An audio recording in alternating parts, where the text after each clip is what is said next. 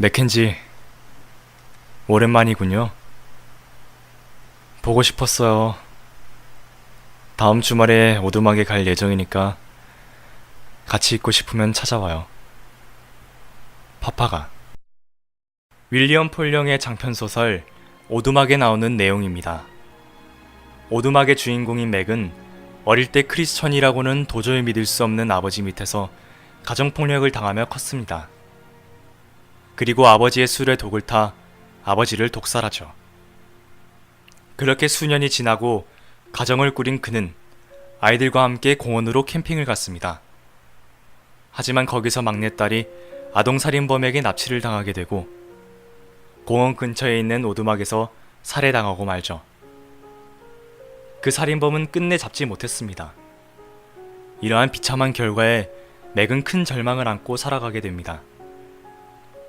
그러던 중 오두막에 찾아와서 같이 있자는 파파, 즉 하나님의 편지를 우편함에서 발견하게 됩니다. 그리고 오두막으로 가게 된 그는 지금까지 왜 그런 일을 하셨는지 그 이유를 듣게 되는데요. 삶을 살아가는 중에 우리는 수많은 이해하지 못할 일들이 있습니다. 왜 이런 일이 나에게만 있는지, 갑자기 이게 무슨 말도 안 되는 일인지, 왜 난 주변이 항상 상황이 풀리지 않는지 등 많은 의문이 있죠. 그 이해하지 못할 상황 속에 하나님은 먼저 위로의 손길을 내밀어 주십니다. 하지만 우리는 무감각하여서 그걸 눈치채지 못하거나 주변 상황만 바라본다고 그의 손길을 바라보지 못할 뿐이죠. 이해하지 못할 상황 속에, 힘든 고난 속엔 하나님의 사랑과 위로의 손길이 녹아져 있습니다. 다만 우리가 무지하기 때문에 그걸 눈치채지 못할 뿐입니다. 다가가지 않는 것은 하나님이 아닌 바로 나입니다.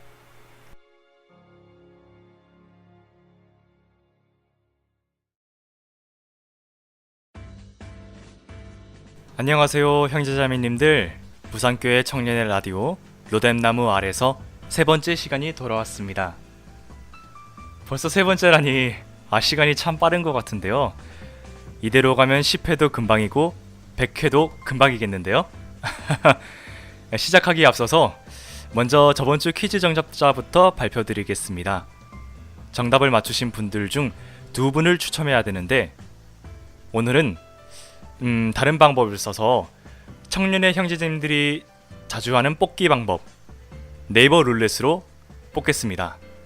제가 룰렛을 준비를 해놨어요. 비록 4분밖에 안 했지만 2분을 뽑을 건데요. 자, 그러면 돌려보겠습니다. 자, 과연 김반석 형제님 당첨 축하드립니다. 와. 그리고 나머지 다시 한 명은 자, 두구두구두구두구두구두구두구두구두구두구 정도현 형제님 당첨됐습니다. 네, 김반석 형제님, 정도현 형제님 2분 당첨 축하드립니다. 이 2분은 주일날 저에게 오시면 커피 사드리도록 하겠습니다. 자, 그러면 찬양 한 곡 듣고 오실까요? 아이빅과 솔리테오의 청년의 삶.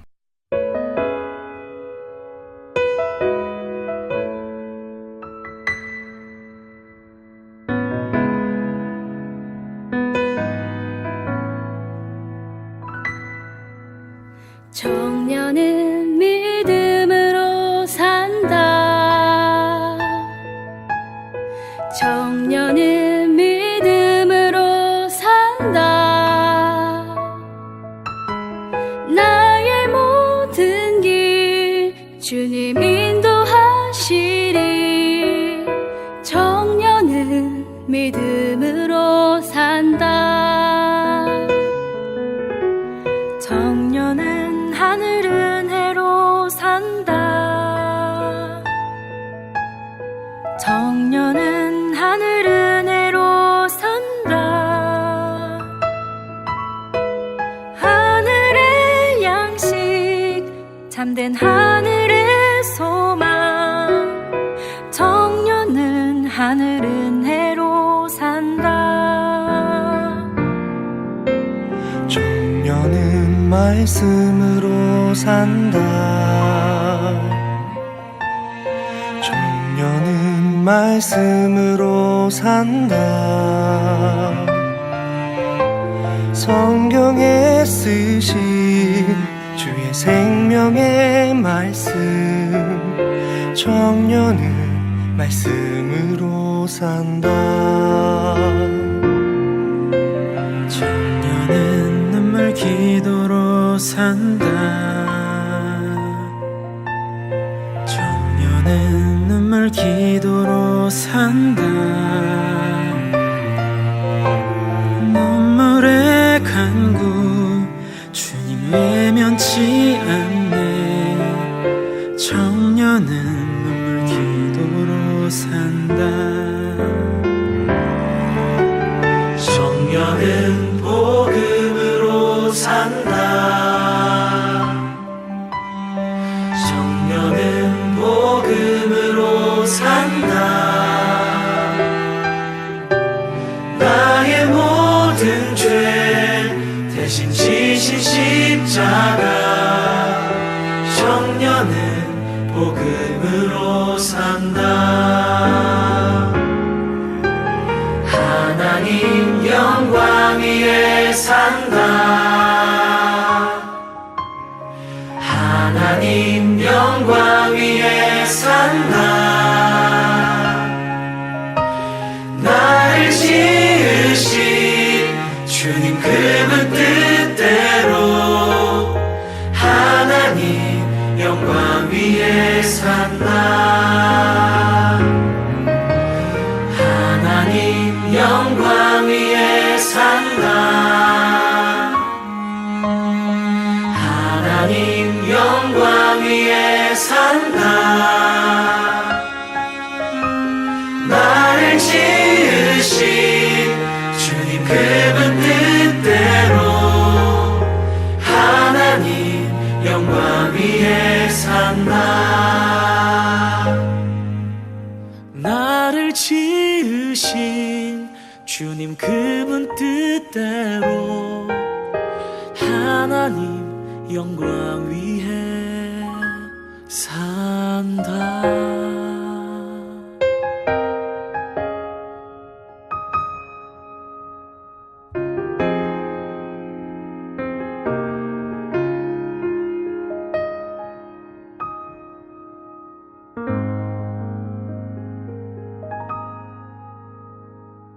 네, 아이빗과 솔리테오의 청년의 삶이었습니다. 아, 가사가 참 좋은 것 같아요. 청년은 믿음으로, 은혜로, 복음으로 산다는 가사가 마음에 참 와닿습니다. 자, 이번 시간은 우리가 함께하는 묵상 시간인데요. 이번은 특별하게 함께 조각 말씀 한 편 들으려고 합니다. 들으신 분들도 꽤 있으리라 생각이 되는데요. 말씀은 되새김질이 중요하니까 한 번 더 들으시면 됩니다. 네, 그러면 말씀 듣겠습니다. 7월 22일 주일 말씀, 인생의 문제들이 풀어지는 그날, 홍정현 목사님 말씀입니다. 이 성경이 빛입니다. 그러면 모세 당시에는 하나님이 이제 모세 통해 성경 5권만 줬지 않습니까? 그러면 이 구약 시대 때 이스라엘 왕들은 모세오경 성경 5권밖에 없었거든요.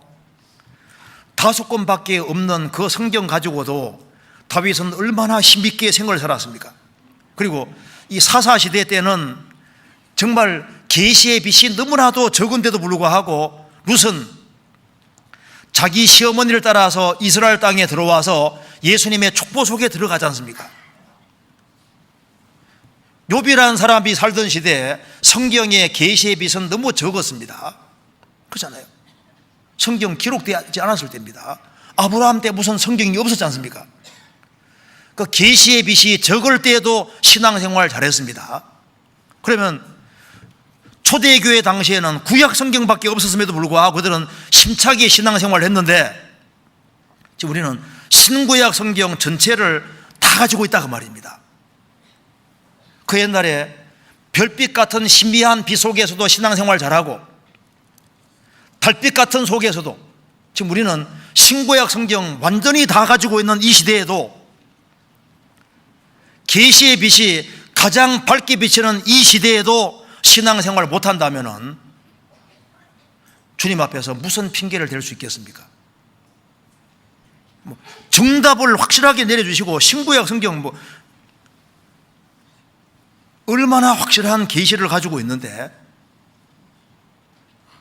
우리는 완전한 성경책을 가지고 있지 않습니까?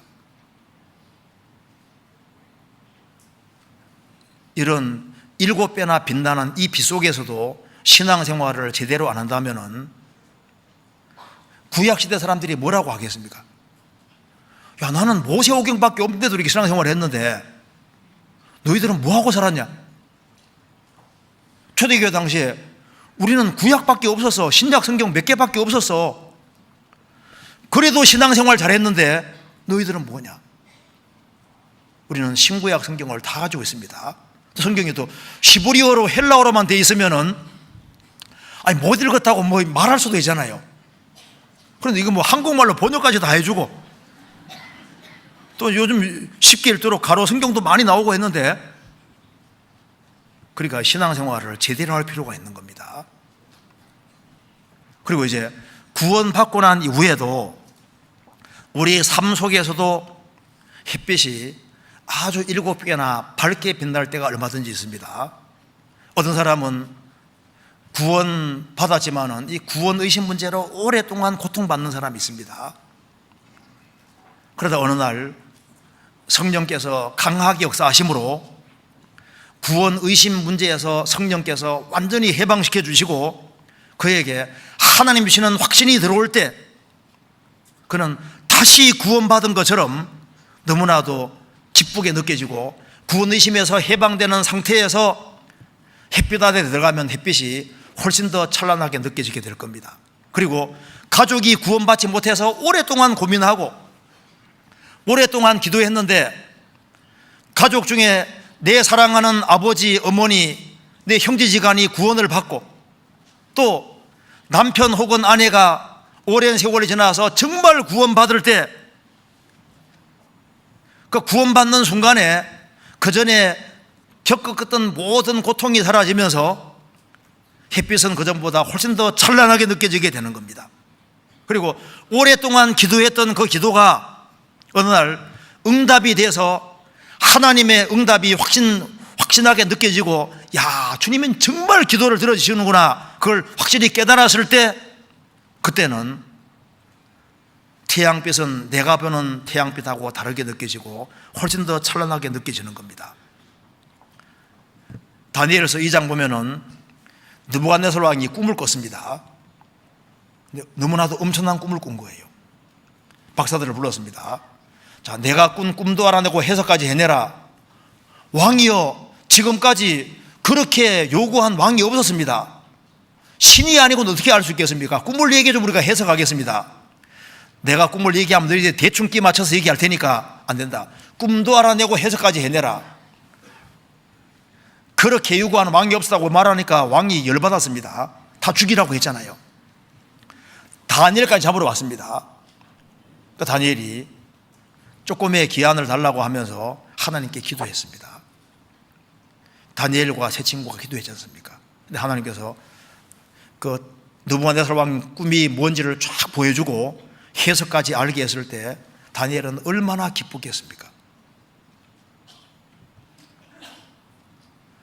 그리고 자식이 그렇게 말썽을 부려서 막 부모가 혹은 1년, 2년 동안 막 그렇게 막 고통을 했는데 자녀가 제정신 딱 차리고 신앙생활을 바르게 하고 근실하게 살아가는 모습을 볼 때 그 고통에서 해방됐을 때 그 전의 햇빛과 그 이후의 햇빛은 다르게 느껴지는 겁니다. 과거에는 성경책을 구하기 어려웠습니다. 과거에는 성경 하나 구하면요, 이거 뭐 얼마나 좋아하는지 몰랐습니다. 책이 귀했지 않습니까? 지금 책이 너무 많으니까 사람들이요, 이거 진짜 안 보는데 이게 진짜 문제입니다. 그래서 사실 한 달마다 한 번씩 시험 쳐야 돼요. 복습을 하고 이렇게 시험 쳐야 되는데, 러시아 공산주의 시절에 한 사람이요, 이제 러시아 공산주의 시절에, 레닌 시절, 공장 시절에 성경을 다 수거해 갔습니다. 그래서 한 농부가 너무너무 안타깝게 생각하는 겁니다. 내가 이 성경책을 그 전에 미리 읽어둘 걸 빼앗기니까 너무너무 아쉽지 않습니까? 구할 길이 없는 거예요. 그래서 농사 짓는 사람인데 자나깨나 하나님 성경 하나 내려주시고 하고 계속 기도하고 있는 겁니다. 근데 어느 날 그 농부 밭이 이제 기차 옆입니다. 기차 다니는 옆에 있습니다. 그런데 이제 한 목사님이 기차 타고 이제 이렇게 쭉 가면서 한 사람하고 이제 KGB 그 사람하고 얘기를 쭉 하다가 성경에 관심이 있어 보이기 때문에 성경책을 딱 꺼내서 얘기를 쭉 하려고 하니까 KGB가 놀래가지고 성경을 딱 붙잡고서 밖에 확 던져버린 겁니다.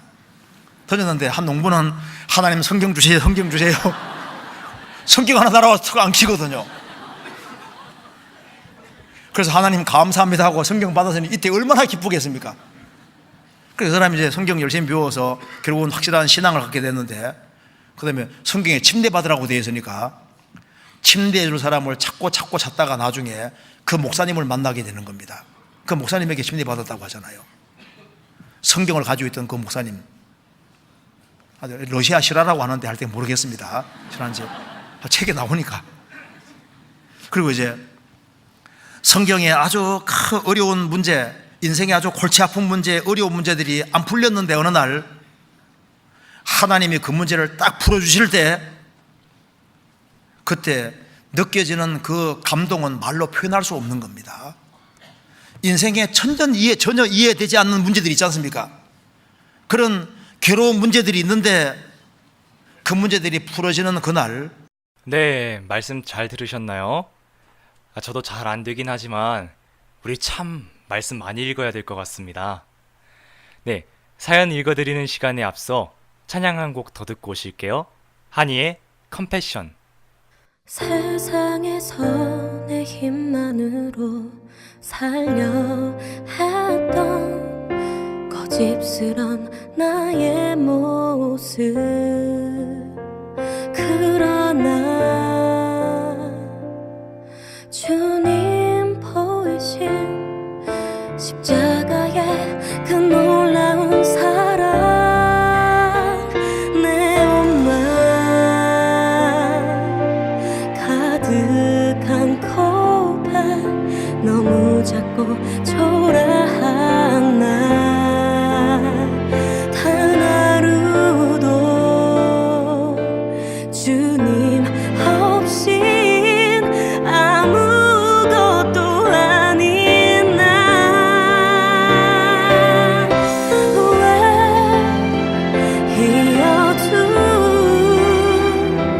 영원 사랑하신 나. 왜 이 어두운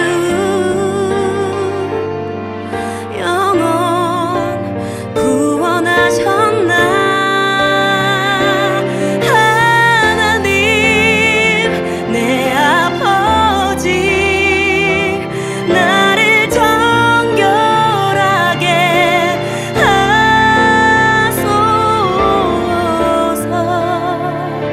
내 사는 날 동안 주만 섬기도록.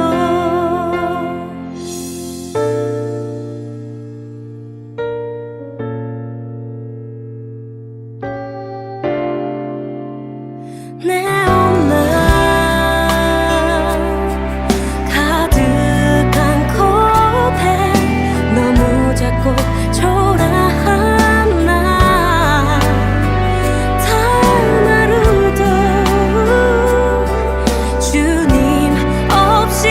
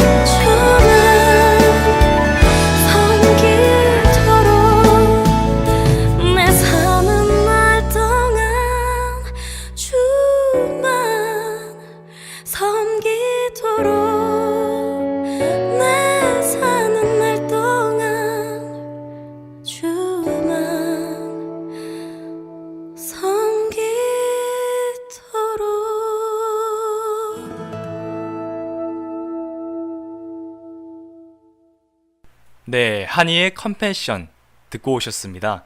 제가 좀 발음이 안 좋은가요? 컴패션, 컴패션, 컴패션, 컴패션. 네, 이번 시간은 사연을 읽어드리는 시간인데요. 드디어 로뎀나무 아래서가 시작된 지 3번째 시간 만에 사연이 들어왔습니다. 그것도 2분이나요. 저 지금 너무 기쁩니다. 이렇게 용기 내주셔서 사진 주신 거, 말도 잘 안 나오네요. 이렇게 용기 내주셔서 사연 주신 거 정말 감사드립니다. 자, 그럼 첫 번째 사연. 영광의 로뎀나무 아래서 첫 번째 사연 간증자는 두구두구두구두구두구두구두구두구두구두구 우리 대부산교회의 청년의 서기 서보경 자매님입니다. 네, 안녕하세요. 서보경 자매입니다. 저는 학예 수양회를 봉사를 통해 느낀 점을 나누고자 이렇게 사연을 보내게 되었습니다. 우리 부산교회 청년의 형제자매님들께 맡겨진 봉사는 믿음관 불침번 봉사였는데요. 2인 1조로 믿음관 3층, 4층에서 봉사를 하게 되었습니다. 저는 믿음관 4층 봉사를 했고요. 거기서 느꼈던 부분을 나누고자 합니다. 불침번 봉사가 하는 일은 대강당 소등부터 안전을 위해 다니시는 통로의 비상불 켜기, 주무실 때 가장 중요한 온도 체크하기였습니다. 특히 온도 체크 부분에서 문제가 많았는데요. 온도가 24도에 맞춰져 있었기에 봉사 시작부터 민원이 들어왔습니다. 대강당 안이 추워서 어젯밤도 주무시기 힘들다고 하더군요.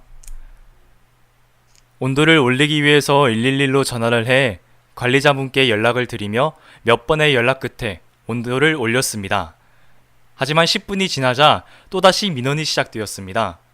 덥다는 분들과 춥다는 분들의 의견이 어떻게 하면 불편을 해소할 수 있을까 고민이 되었고, 에어컨을 켜고 끄고 창문을 열고 다시 닫고를 반복했습니다. 그리고 안내데스크 자리에서 봉사를 하다 보니까 분실물 보관, 핸드폰 선선분기 충전까지 하게 되었습니다. 계속해서 충전을 요구하시는 분들이 많아 내일 7시부터 충전이 가능하다고 계속 말씀드렸지만 급하게 충전이 필요한 분들이 대다수여서 충전을 안 해드릴 수가 없었습니다. 정신없이 봉사를 하다가 대강당 밖을 보니 분주히 아침 봉사를 하기 위해 새벽부터 준비하시는 형제자매님들의 모습을 보았습니다. 그분들을 보며 느낀 것은 내가 잠자는 신앙일 때도 늘 분주히 주님의 역사를 위해 사시는 분들이 계시고, 또 내가 함께하지 못하더라도 늘 주님은 일하시고 계신다는 것을 짧지만 묵상하게 되었던 시간이었던 것 같습니다. 또한 이번에 봉사를 통해 나 또한 신앙생활을 하며 주님께 여러 부분의 민원을 드리지만 언제나 늘 들어주시고 함께 고민해 주신다는 것을 묵상하고, 봉사를 할 때 제가 잠시나마 주님의 마음을 가지고 봉사를 했다는 것에 감사드리게 되었고, 나약할 때마다 주님의 말씀과 교제로 충전시켜 주셔서 신앙생활을 이어나가게 해주셔서 감사가 되었습니다. 봉사가 끝나고 피곤해 지쳐있던 모습이었지만 되돌아보니 영적으로 힘을 얻었던 시간이어서 기억에 남는 2018년 학예 수양회가 된 것 같습니다. 네, 제가 좀 빨리 읽었는데요. 이번에 또 다음 간증자분이 좀 길게 하셔가지고 네, 일부러 좀 빨리 읽었습니다. 다음부터는 좀 천천히 읽어드리도록 할게요. 네, 이상으로 서보경 자매님의 사연이었고요. 원래 첫 번째 손님은 이제 특별하잖아요. 그래서 제가 서보경 자매님한테는 특별히 큰 선물을 드릴 겁니다. 홍정현 목사님의 신간, 대답할 것을 예비하되 드리겠습니다. 사연 보내주셔서 정말 감사드리고요. 다음번은 두 번째 사연인데요. 아쉽게도 첫 번째를 놓쳐버리고 마신 우리 청년의 영원한 백두산 장백산 형제님의 사연입니다. 앞에서도 말했다시피 좀 길어서 말을 좀 빨리 하겠습니다. 안녕하세요. 로뎀나무 아래서를 시청하고 계신 형제자매님, 저는 2011년 4월 30일에 구원받은 장백산 형제라고 합니다. 구원받고 정말 여러 일이 있었고 또 여러 교회를 거쳐서 지금은 부산교회에서 교제를 하고 있습니다. 사실 예전부터 우리 교회 라디오 방송인 뿌리 깊은 씨띠나무에 사연을 보내고 싶어서 여러 번 적었다 지웠다를 반복하며 용기가 나지 않아 올리지는 못하고 있다가 이번에 정성준 형제님이 저희 교회 라디오 방송인 로덴나무 아래서라는 라디오 방송을 시작하셔서 저를 모르고 있는 형제자매님들께 간략한 소개도 하고 기도 부탁도 드릴 겸 용기 내서 사연을 적어봅니다. 저는 2011년 4월 아버지 대학교 후배분인 광주교회 봉사회에 계신 박태기 형제님의 인도로 광주 첨단교구 집회에서 말씀을 듣고 구원을 받고 광주교회, 광주 송정교회, 부산 중북교회를 거쳐서 지금 현 부산교회에 나오고 있습니다. 제가 연약해서 잘 넘어지고 또 죄의 유혹에도 쉽게 많이 넘어갔지만 하나님의 사랑하심과 인도로 현재 교회에 있는 것 같아서 하나님께 많은 감사가 됩니다. 구원받고 7년이라는 시간이 짧으면 짧고 길면 긴 시간입니다. 저는 한 번도 오래되었다 생각해 본 적이 없는데요. 예전에 하계수양회를 갈 때 옆에 계시던 자매님이 구원받으신 지 오래되셨네요 라는 말에 두 번을 충격을 받았습니다. 첫 번째는 7년이라는 시간이 길다고 느껴지는 분이 계시다는 것과 두 번째는 7년이라는 시간 동안 변하지 않고 한결같은 제 모습을 보고 놀랐습니다. 아직도 참 부족한 게 많고 또 모르는 것도 많습니다.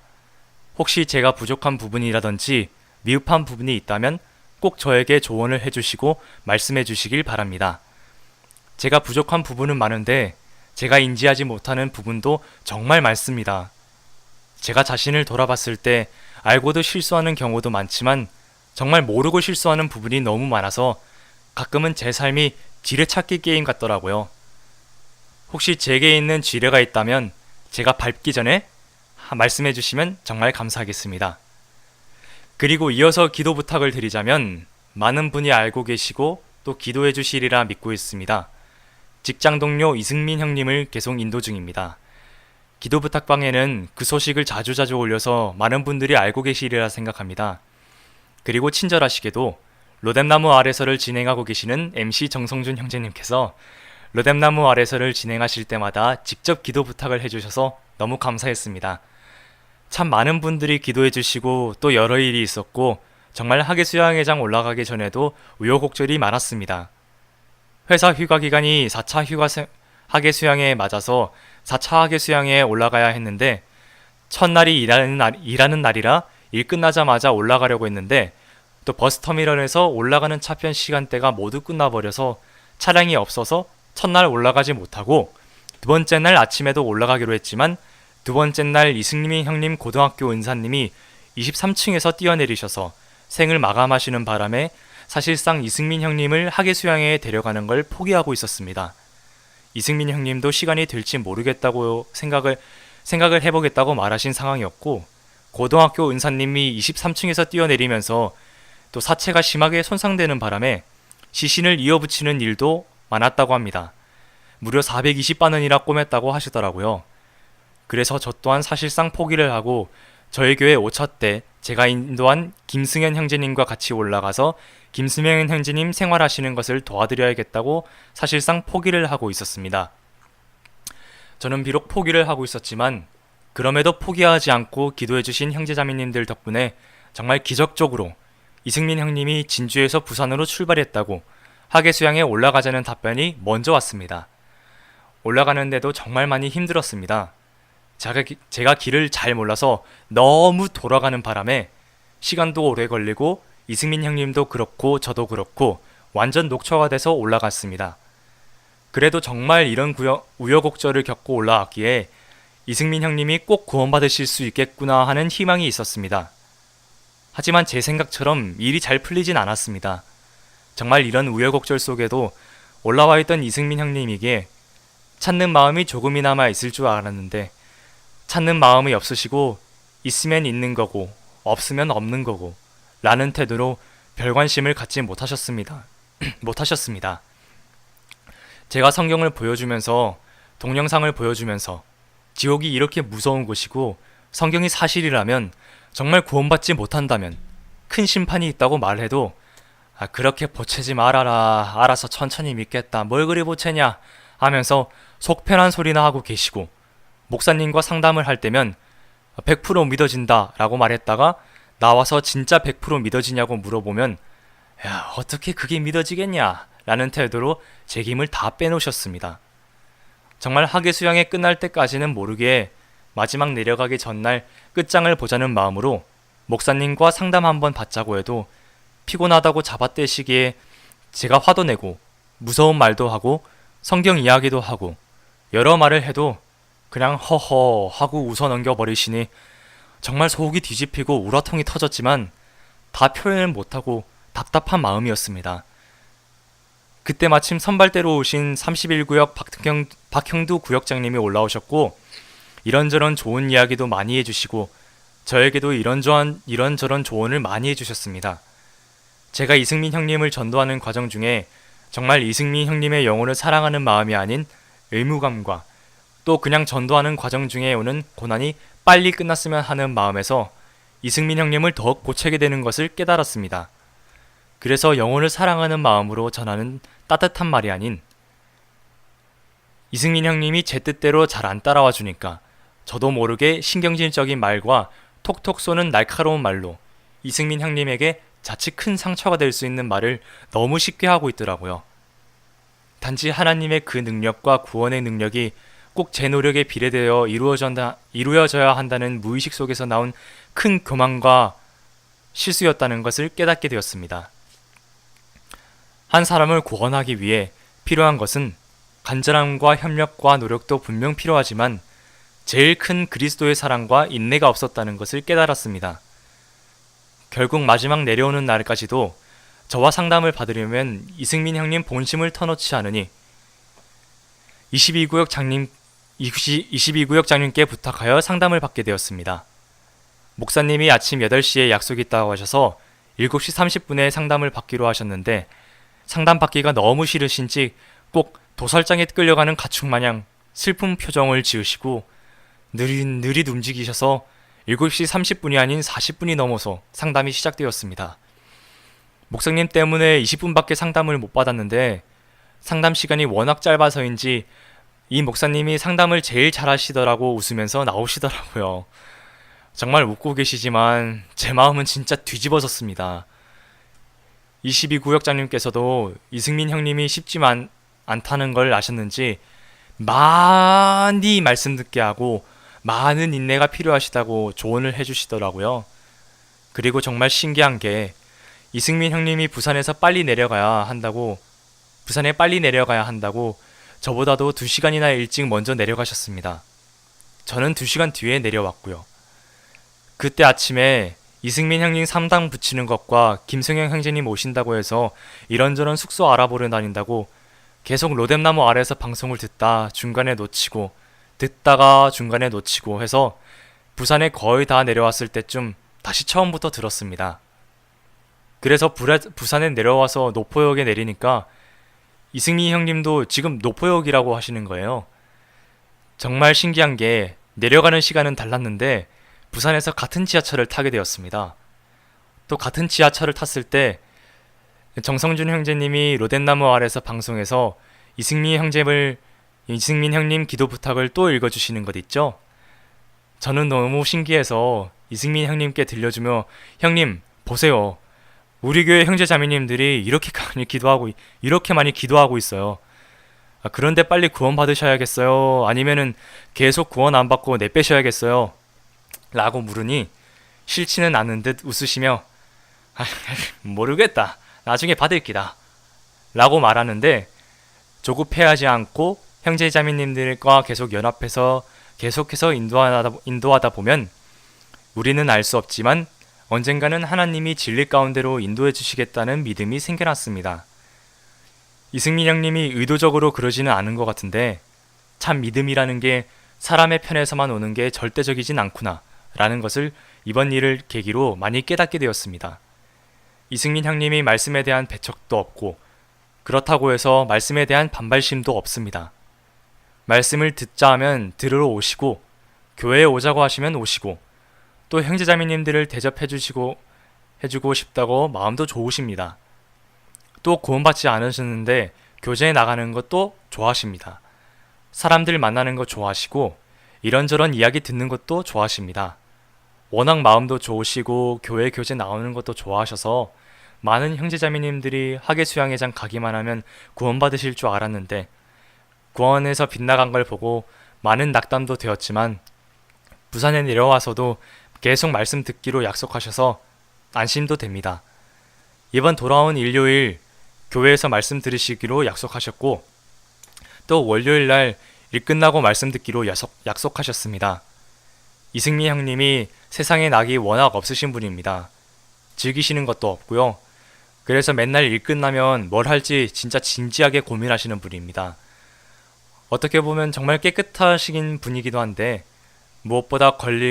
무엇이 걸리고 계신지는 저는 다 알 수 없지만 말씀을 조금 심상하게 들으시는 것 같아서 기도가 많이 됩니다. 부디 말씀과 교회 속으로 계속 인도하는 와중에 이승민 형님이 간절한 마음 가질 수 있도록 형제자매님들께서 많은 기도 부탁드리겠습니다. 네. 거의 랩하는 것 같이 읽었는데요. 우리 백두산 장백산 형제님의 사연 있고요. 장백산 형제님은 참 간증이다 보석 같아요. 특히 못 들어보신 분들이 많으실 텐데 나중에 기회가 되신다면 장백산 형제님 고음 간증 꼭 들어보시길 바랍니다. 진짜 영화 촬영해도 될 정도예요. 정말 대단해요. 꼭 들어보세요. 그리고 직장 동료 이승민 씨를 위해서도 함께 꾸준히 기도해 주셨으면 감사하겠습니다. 다음은 제 간증을 좀 짧게 하자면요. 정말 짧게 할게요. 엄마가 돌아가신 지 어느덧 3주가 지났는데 그렇게 다 되고 나서 제가 생각이 든 게 올리브영에서 주 3일 출근하면은 75를 정도를 받거든요. 근데 그걸로는 생활도 안 되겠고 언제까지 알바만 하면서 불안정한 미래의 성호만 기약하고 있을지 등등 뭐 여러 가지 생각이 들었습니다. 그리고 최근에 그런 글을 봤었거든요. 성우 준비할 땐 제2의 길을 생각해 놓고 하라고. 전 그걸 보여주신 이유가 있다고 생각이 들었어요. 그리스도인에게 우연이란 없으니까요. 그래서 취업을 하려고 지원을 여러 군데 해놨는데 수양회장에서 이제 부산 내려온다고 두란노 앞에서 대기를 하고 있었거든요. 그때 김효성 형제님이 또 유한이 병원 때문에 천안 아산에 가는 그 일이 있어가지고 저 KTX 타러 가는 김에 천안 아산까지 데려다 주신다고 하셔서 두란노 앞에서 차를 기다리고 있었는데 딱 한 곳에서 연락이 오더라고요. 뭐 지원 마감이 된 곳이 별로 없어서 그런 건진 모르겠지만 그 한 곳에서만 연락이 왔는데 거기가 냉난방기 설치하는 곳이고 AS 하는 곳인데 뭐 용접이나 뭐 에어컨 실외기 드는 그런 일이죠. 네, 그런데 수요일에 면접을 받고 이제 이걸 할 수 있을까 하는 생각이 들어서 되게 기도를 했습니다. 많이 했습니다. 근데 참 이 하나님의 뜻을 모르겠더라고요. 제가 이거를 해서 신앙생활을 또 잘 해나갈 수 있을지 또 성우 준비하는데 큰 차질은 없을지 뭐 그런 여러 가지 생각도 들고 또 출장도 한 번씩 좀 자주 가야 된다는데 뭐 그때 집회 겹치면 또 못 올 수도 있고 항상 그럴 때 출장 겹치고 그러잖아요. 뭐가 있으면 꼭 겹치고 그러는데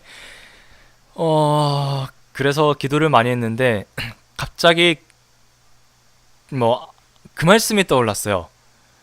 내 부모를 이제 순종하라고. 고민하던 중에 이제 자녀들아 주 안에서 너희 부모에게 순종하라. 이것이 옳으니라. 에베소서 6장 1절 말씀인데 이 말씀이 생각나면서 아빠랑 고모랑 둘 다 반대를 했었거든요. 이거는 별로 저의 몸 상태도 지금 뭐 그렇게 썩 좋은 편은 아니고 물론 지금 진통제를 그냥 하나씩 먹고 있는 중인데 괜찮다가 좀 최근에 또 다시 이러네요.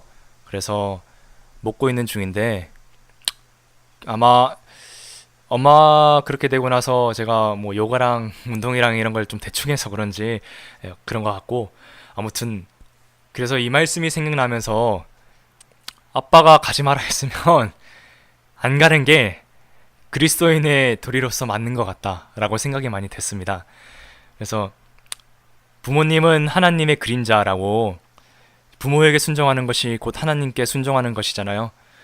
그래서 아버지가 가지 말라고 했으니까 그냥 뭐 안 가기로 했는데 오늘 연락이 왔거든요. 오라고. 면접은 합격을 했지만 그냥 안 가기로 결정을 했습니다.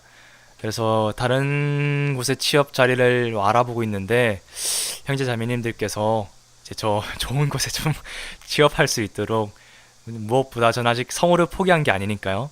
그리고 신앙생활도 잘할 수 있는 시간도 좀 많이 나고 또 제 몸 관리도 좀 잘할 수 있는 그런 직장 욕심이 너무 많은 것 같은데 아무튼 그런 직장 잡을 수 있게 형제자매님들께서 기도 한번 해주셨으면 좋겠습니다.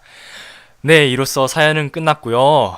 사연 보내주신 분들은 주일에 말씀 시작 전에 매점에 앉아 계시면 제가 커피 들고 찾아가겠습니다. 사연 보내주셔서 정말 감사드리고요. 아직 보낼까 말까 고민하고 계신 형제자매님들은 고민 말고 보내주시면 감사하겠습니다.